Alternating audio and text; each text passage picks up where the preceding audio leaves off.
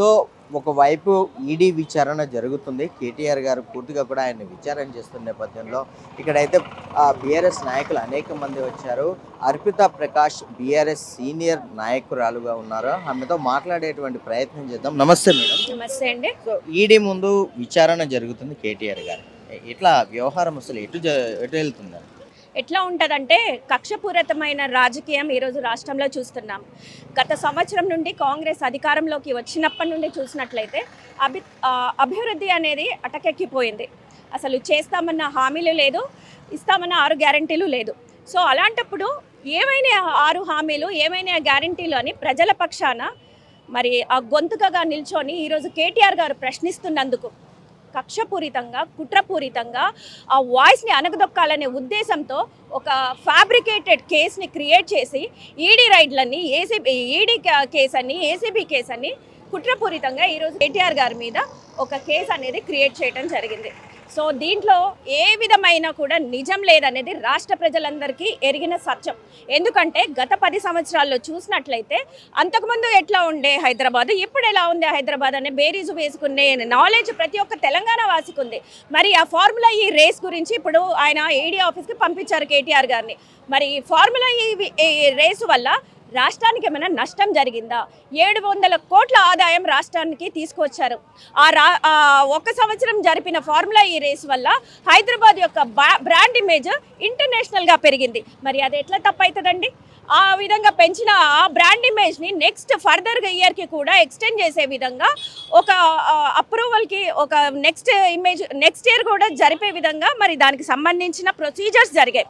మరి ఆ ప్రొసీజర్లో ఏమైనా ల్యాబ్స్ ఉన్నాయా ఏంటనేది ఇప్పుడున్న గవర్నమెంట్ చూసుకోవాలి. కానీ కుట్రపూరితంగా ఒక కేసు క్రియేట్ చేసి కేటీఆర్ గారు ఆ డబ్బులను ఏదో తిన్నారు, చేశారని అంటే డబ్బులు ఇచ్చింది డైరెక్ట్గా ఆ కంపెనీకి ఇచ్చారు, ఆ కంపెనీ తీసుకుంది, ఈ గవర్నమెంట్ నుంచి ఇచ్చారు, ఆ కంపెనీకి వెళ్ళింది. మధ్యలో కేటీఆర్ గారి ప్రస్తావన అనేదే లేదు. కాబట్టి ఇది జస్ట్ ఒక కుట్రపూరితంగా వేసిన చర్య మాత్రమే, కేసు మాత్రమే.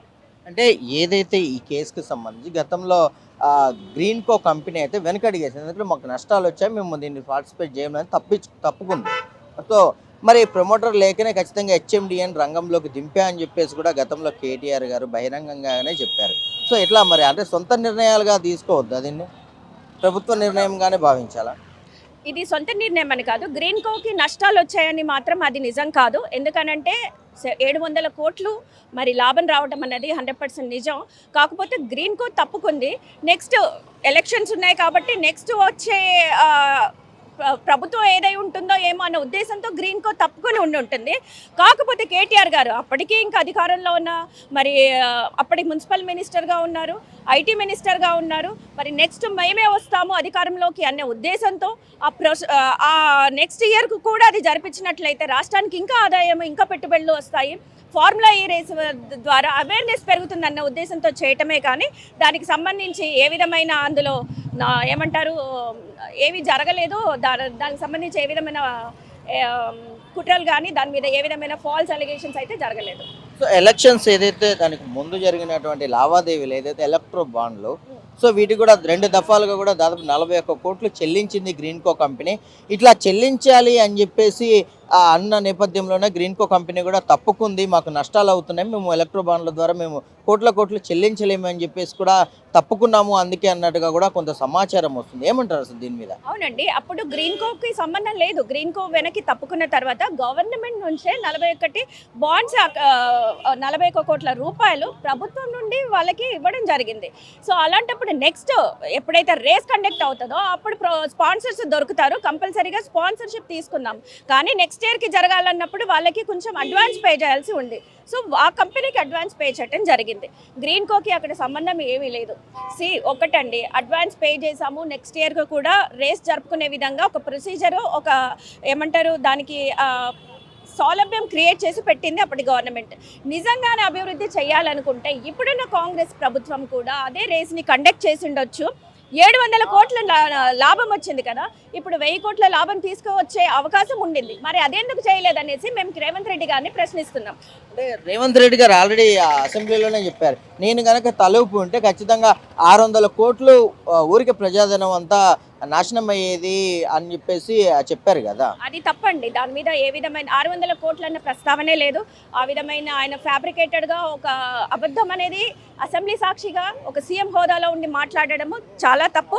మరి దానికి సంబంధించిన వివరాలన్నీ కూడా కేటీఆర్ గారు పొందుపరచడం జరిగింది. మీడియా ముఖంగా కూడా ఇవ్వడం జరిగింది. పలుమార్లు ఆయన ప్రెస్ మీట్ పెట్టారు, పవర్ పాయింట్ ప్రజెంటేషన్స్ ఇచ్చారు, ప్రజల ముందుకి నిజాలేంటనేది తీసుకెళ్లారు. అయినా కూడా ఇంకా ఏమీ తెలియని విధంగా ఈ విధమైన ఈడీ అని ఏసీబీ అనేసి కాలయాపన చేస్తుంది ప్రభుత్వం. ఇప్పటికైనా ఈ కాలయాపన మానుకొని అభివృద్ధి మీద మరి దృష్టి పెడితే మంచిది రేవంత్ రెడ్డి గారు. ఎందుకంటే కేటీఆర్ గారు ఏ విధమైన తప్పు చేయలేదు. కాకపోతే ఒక నెల 2-3 నెలలు ఆయన్ని ఈ విధంగా కేసులను తిప్పుతారేమో కానీ కేసులను తిప్పుతున్నా కూడా ప్రశ్నించడం మాత్రం ఆపరు. ఇప్పుడు జరుగుతున్న కాంగ్రెస్ ప్రభుత్వం మీద మరి కాంగ్రెస్ ప్రభుత్వం చేస్తున్న ఈ డైవర్షన్ పాలిటిక్స్ మీద ప్రశ్నించడం మాత్రం ఆపరు. ఆయన సారథ్యంలో మరి మా బీఆర్ఎస్ పార్టీ కూడా ఆయన్ని ఇప్పుడు ఉన్న కాంగ్రెస్ ప్రభుత్వాన్ని ప్రశ్నిస్తూనే ఉంటాము. మరి జరగాల్సిన అభివృద్ధి ఏమైంది అని రేవంత్ రెడ్డి గారిని వెనక పడుతూనే ఉంటామనేసి నేను చెప్తున్నాను. సూటిగా ఒక ప్రశ్న మేడం, ఏవైతే ఏసీబీ కానివ్వండి ఈడీ కానీ స్వయం ప్రతిపత్తి కలిగినటువంటి సంస్థలు ఎందుకు గవర్నమెంట్ తప్పుగానే దీన్ని కాంగ్రెస్ గవర్నమెంటే కేసులు పెట్టిందని ఎందుకు భావించాలి? అంటే కేటీఆర్ గారు గతంలో చెల్లించినటువంటి చెల్లింపులు ఏవైతే ఉన్నాయో హెచ్ఎండిఏ సంస్థ ద్వారా ఇటు ఆర్థిక శాఖ అనుమతులు తీసుకోలేదు, ఎలక్షన్స్కి సంబంధించి ఒక ఎలక్షన్స్ ఉన్న నేపథ్యంలో వాటి ఈసీ ద్వారా కూడా అనుమతులు తీసుకోలేదు, క్యాబినెట్ని సంప్రదించలేదు, లావాదేవీలన్నీ కూడా సొంతంగానే జరిగాయని చెప్పేసి కూడా నిజాలు ఉన్నాయి కదా, ఎందుకు వీటిని వ్యతిరేకిస్తున్నారు? అక్కడ చేసిన దాంట్లో ఆయన అధికారంలో ఉన్నారు, అధికార పక్షంలో ఒక అటానమస్ బాడీ కింద ఆయన చేయడం జరిగింది. సో అప్పుడు ఏ విధమైన ల్యాబ్స్ లేనప్పుడు ఇప్పుడు ఎలా జరుగుతుంది? ఆయన అన్నింటికి సమాధానం ఇవ్వడానికి రెడీగా ఉన్నప్పుడు ఇప్పుడు తప్పిపోయి ఏదో తప్పు చేసి పారిపోయి సమాధానం చెప్పకుండా ఉంటే ప్రశ్నించాలి. మీరు ప్రతి ఒకటి అడిగితే దానికి 10 రీజన్లు ఇస్తున్నప్పుడు మీకు ప్రశ్న ఎక్కడుంది అక్కడ? అండ్ ఇది ఒకటి ఏంటంటే రాజ్యాంగబద్ధంగా జరుగుతున్న ఈడీ కానివ్వండి, ఏసీపీ కానివ్వండి రాజ్యాంగబద్ధంగా ప్రశ్నించట్లేదు. ఈరోజు రేవంత్ రెడ్డి రాజ్యాంగబద్ధంగా ప్రశ్నిస్తున్నాయి. వాళ్ళు ఇక్కడ కాంగ్రెస్ ప్రభుత్వం తెలంగాణలో ఏసీబీని ప్రశ్నించమని అడిగితే ఈరోజు ఈడీని మరి బీజేపీ రాష్ట్ర స్థాయిలో దేశ స్థాయిలో ఉన్న బీజేపీ ప్రశ్నించమని కేటీఆర్ గారిని మరి ఆదేశించినట్లుంది. అందుకనే ప్రశ్నిస్తున్నట్లుంది. మరి ఏది ప్రశ్నించినా ఏమి ఇచ్చినా కూడా బాధ్యత గల ఒక మంత్రి హోదాలో మరి కేటీఆర్ గారు ఆ రోజు రాష్ట్ర యొక్క భవిష్యత్తు కోసం, రాష్ట్ర యొక్క ఉన్నతి కోసం చేసిన పనే కానీ ఆ ఈడీ ఫార్ములా ఈ రేసులో ఏ విధమైన అవకతవకలు అనేవి జరగలేదు అన్నది సుస్పష్టము. దానికి సంబంధించిన ప్రతి ఒక్క వివరణ ఈరోజు కేటీఆర్ గారు ఇస్తున్నందున ఆయన పక్షాన మేమంతా నిలబడతాం. ఈరోజు ఆయన ఏ విధమైన అరెస్టులు కాదు, ఏది కూడా చేయలేక ఈరోజు నేను చెప్తాను మీకు ముఖంగా మరి మొన్న ఏసీబీ ఆఫీస్కి వెళ్ళినప్పుడు కూడా ఓన్లీ 2 ప్రశ్నలు అడిగారంట. ఎవరికి ఇచ్చారు, ఎలా ఇచ్చారు, ఎవరు తీసుకున్నారు, దీన్నే 80 ప్రశ్నలుగా చేసి అడిగారంట. సేమ్ ఇదే జరుగుతుంది ఈరోజు ఈడీ విషయంలో కూడా. మరి ఒక ప్రశ్నకు 10 సమాధానాలు ఇచ్చే జ్ఞానం ఉంది, మరి అంత తెలివి ఉంది, అంత ఇన్ఫర్మేషన్ మా కేటీఆర్ గారి దగ్గర ఉంది. కాబట్టి తప్పకుండా ఆయన బయటకు వస్తారు, మీరే చూస్తారు. ఈ ఎలక్ట్రో బాండ్లకి సంబంధించి కూడా ప్రధానంగా చర్చ నడుస్తుంది. ఎందుకు లావాదేవీలు కంపెనీల నుంచి మీరు ఆశించారు? అంటే పార్టీ ఫండ్స్ కోసమే మీరు ఈ ఒప్పందాలు జరిగాయి, కోట్లు కొల్లగొట్టడం కోసమే ఇదంతా బీఆర్ఎస్ పార్టీ చేసిందని చెప్పేసి ఈ రేస్ను కూడా కండక్ట్ చేసింది స్వార్థం కోసం అని చెప్పేసి కూడా అంటున్నారు. అంటారు 100 అంటున్నారు కానీ అక్కడ రుజువు లేదు కదా. 600 కోట్లు, 700 కోట్లు, 50,000 కోట్లు ఇలా ఏదో వేసేసుకుంటూ పోవడమే కానీ అక్కడ ఏ విధమైన రుజువు ఉందా? మీకైనా రుజువు ఉందా? మీరైనా తీయండి, చూపించండి. బీఆర్ఎస్ పార్టీ ఫండ్కి ఏమైనా వచ్చినాయా, లేకపోతే కేసీఆర్ బ్యాంక్ అకౌంట్లోకి ఏమైనా వెళ్ళాయా, కేటీఆర్ బ్యాంక్ అకౌంట్లోకి ఏమైనా వెళ్ళాయా? తీయండి. మీరే కదా ప్రభుత్వం, రేవంత్ రెడ్డి గారిదే కదా ప్రభుత్వం, మరి తీయండి అంతే. ఇప్పుడు ఏసీబీకి కూడా వెళ్ళి కూర్చున్నారు, ఈడీకి వెళ్ళి కూర్చున్నారు, ధైర్యంగా వెళ్ళి కూర్చున్నారు. ఏమైనా వెళ్ళుంటే తీయండి, నిజాలు నిజాయితీగా మాట్లాడండి. మేము కూడా ఎదురు చూస్తున్నాం, నిజాలు బయటికి రావాలనే ఎదురు చూస్తున్నాం. నిజాయితీగా ఉన్నారు కాబట్టి నిజాయితీగా వెళ్ళి ఈరోజు వాళ్ళ ముందట కూర్చున్నారు, వాళ్ళ ప్రశ్నలకు సమాధానాలు చెప్తున్నారు. మరి ఆయన నిజాయితీ పరుడు కాబట్టే ఈరోజు బయటికి రాగలుగుతారు. ప్రధానంగా ఏంటి అంటే ఆ ప్రజాధనాన్ని ఎలక్షన్ కూడా అమల్లో ఉన్నప్పుడు కూడా సొంతంగా నిర్ణయాలు తీసుకొని ప్రజాధనాన్ని దుర్వినియోగం చేయడం ఏంటి అనేది ఒక ప్రధానమైనటువంటి ప్రశ్నగా మిగిలిపోతుంది. అసలు బీఆర్ఎస్ పార్టీ ఏం స్టాండ్ తీసుకుంటుంది? అసలు దీని మీద ఏం సమాధానం ఇస్తుంది? ప్రజాధనాన్ని దుర్వినియోగం చేయడం అనేది రాంగ్ అండి. అది దుర్వినియోగం జరగలేదు.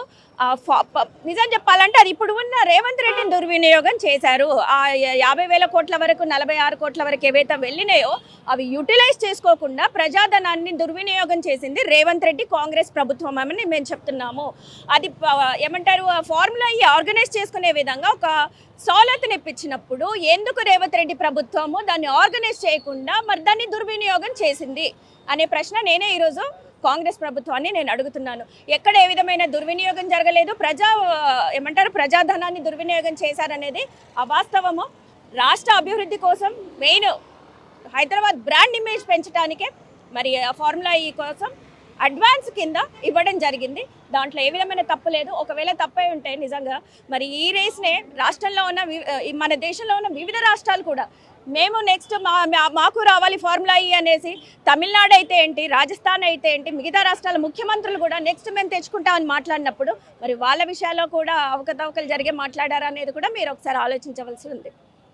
థ్యాంక్ యూ అండి, థ్యాంక్ యూ. సో చూశారు కదా, ఏదైతే విచారణ కేటీఆర్ ఎదుర్కొంటున్నారో ఈడీ కూడా మరి ఎలాంటి నిజాలని నిగ్గు తేల్చుతుంది అనేది కూడా కొంత తెలియాల్సి ఉన్న నేపథ్యంలో ఈ ఎలక్ట్రో బాండ్లకు సంబంధించి కూడా ఆ సీఎం రేవంత్ రెడ్డి ప్రభుత్వం చేస్తున్నటువంటి ఈ దర్యాప్తుకు సంబంధించి కూడా ఏసీబీ కూడా ముమ్మరం చేసింది. సో ఇవన్నీ కూడా బీఆర్ఎస్ పార్టీ నాయకులు తీవ్రంగా వ్యతిరేకిస్తున్నారు. ఇంత పారదర్శకంగా జరిగినప్పటికీ కూడా ఎందుకు దీని మీద ఇంత ఇష్యూ చేస్తున్నారు, ప్రజాధనం ఎక్కడ దుర్వినియోగం అయింది అని చెప్పేసి కూడా వారు ప్రశ్నిస్తున్నటువంటి పరిస్థితులను చూడాలి. మరి ఇటు రాష్ట్ర ప్రభుత్వాలు కానివ్వండి, ఇటు ఏసీబీ ఈడీ కానివ్వండి, మరి తదుపరి విచారణ ఎలా సాగుతుంది, ఎలాంటి ప్రశ్నలు అడుగుతారు కూడా కొంత ఉత్తకండకు దారితీస్తున్నటువంటి పరిస్థితులు ఉన్నాయి. మరి చూద్దాం ఇంకా తదుపరి విచారణ ఎలా సాగుతుంది, ఏ విషయాలను బయటికి తీసుకొస్తారనేది కూడా ఇంకా తెలియాల్సి ఉన్న నేపథ్యంలో ఇంకా కొంతమంది బీఆర్ఎస్ నాయకులు కూడా ఉన్నారు, వారితో కూడా మాట్లాడేటువంటి ప్రయత్నం చేద్దాం. సో మరిన్ని అప్డేట్స్ కోసం చూస్తూనే ఉండండి పొలిటికోస్. ఇది ఇప్పటి వరకు ఉన్న అప్డేట్. కెమెరామ్యాన్ వెంకటేష్ గౌడ్తో Narasimhapuram ED office, Hyderabad. Please subscribe to the channel and download the Politicos app from the links in the description.